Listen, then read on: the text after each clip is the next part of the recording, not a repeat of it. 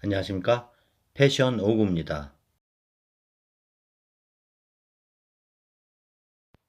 이번 영상은 은퇴 전엔 월 400을 썼는데 한 달에 생활비가 이렇게 들어가?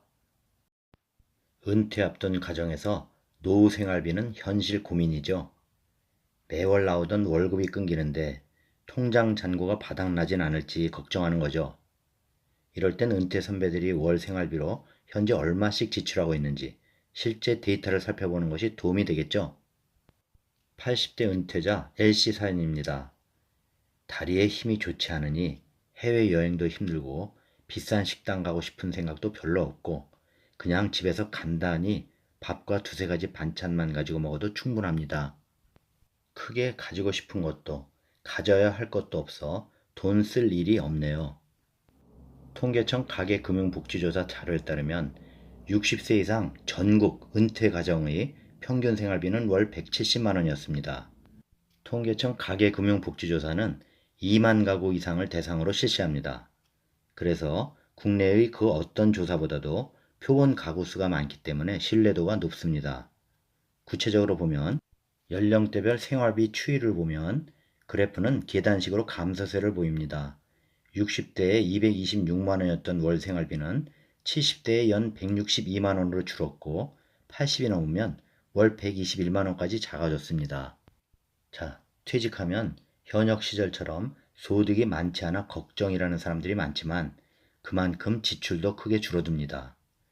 은퇴를 전후로 소비 감소 현상이 발생해 50대 현역과 60대 은퇴자들의 생활비는 월 431만 원에서 226만 원으로 48% 급감합니다.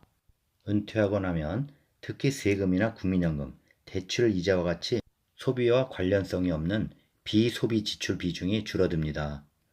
50대 현역 시절의 실지출액에서 비소비 지출 비중이 32%를 차지하지만 퇴직한 60대 은퇴자의 비소비 지출 비중은 전체 생활비의 23%로 줄어듭니다.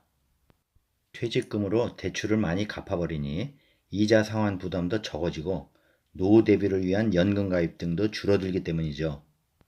자, 그런데 다만 은퇴자들의 소득 격차와 소비 격차는 극과 극으로 벌어집니다. 은퇴 후 생활비가 충분히 여유 있다고 생각하는 은퇴자 상위 5%를 볼 때 이들의 월 평균 지출은 449만 원에 달했습니다. 40에서 50대 현역 가정만큼 씀씀이가 크지만 이들의 월 소득이 525만 원에 달했기에 지출보다 소득이 훨씬 더 많기 때문입니다. 이들 가정은 은퇴 후에도 월 현금 흐름이 흑자를 이어갑니다. 자, 그런데 여유가 많은 상위층인 이들도 나이가 들수록 소비가 계단식으로 감소합니다. 60대에 563만 원에 달했던 월 소비액은 70대가 되면 월 370만 원, 80대에는 341만 원으로 줄어듭니다. 이처럼 노후 생활비는 나이가 들수록 감소하는 경향을 보이고 퇴직 전과 비교하면 평균적으로 50% 이상 줄어듭니다. 자, 그런데 노후 생활비 계획을 짤 때 한 가지 변수가 남아있죠. 바로 의료비.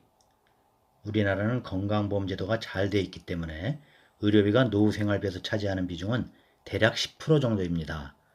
하지만 노년에 건강이 무너지면 얘기가 달라지죠. 건강이 무너지면 인생은 고행의 시작이다 얘기를 하려는 겁니다. 거동이 어려워져서 간병인의 도움을 받아야 하면 가계경제에 빨간불이 들어오죠. 50대 P씨 사연입니다.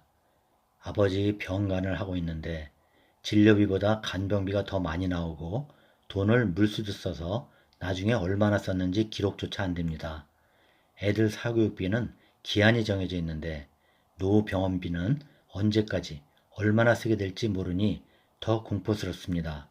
하고 말합니다. 자, 간병인 쓰기 시작하면 월 300이 후딱이죠. 정말 고통이죠. 저도 겪었기에 알죠. 간병비는 최근 5년간 40% 가까이 상승해 큰 부담 요소입니다. 은퇴자 A씨는 이렇게 말합니다.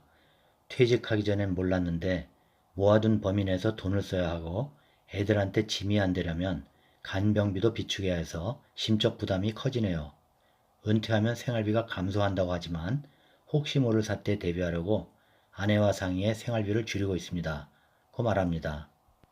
자, 실손보험은 대부분 가입해서 위험을 커버할 수 있지만 이것도 시간이 지나면서 매월 붙는 금액이 눈덩이처럼 커지죠. 그래도 울며 겨자 먹기로 가지고는 가죠. 또 은퇴 이후 건강보험료, 이것도 야금야금 늘어나는 것도 부담이 되죠. 자, 어쨌든 개인연금, 퇴직연금 등 사적연금으로 대응하는 것이 최선입니다. 아직은 사적연금 계좌에서 받는 연금액은 현재 시점에선 건보료 부과 대상에서 제외되죠. 이 사적연금을 건보료 부과 대상에 포함한다 등 말이 많지만 제외하는 게 당연한데 말입니다.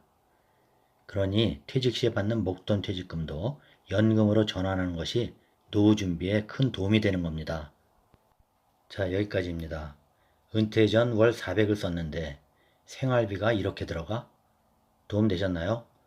구독, 좋아요 부탁드립니다. 다음 영상까지 안녕히 계십시오.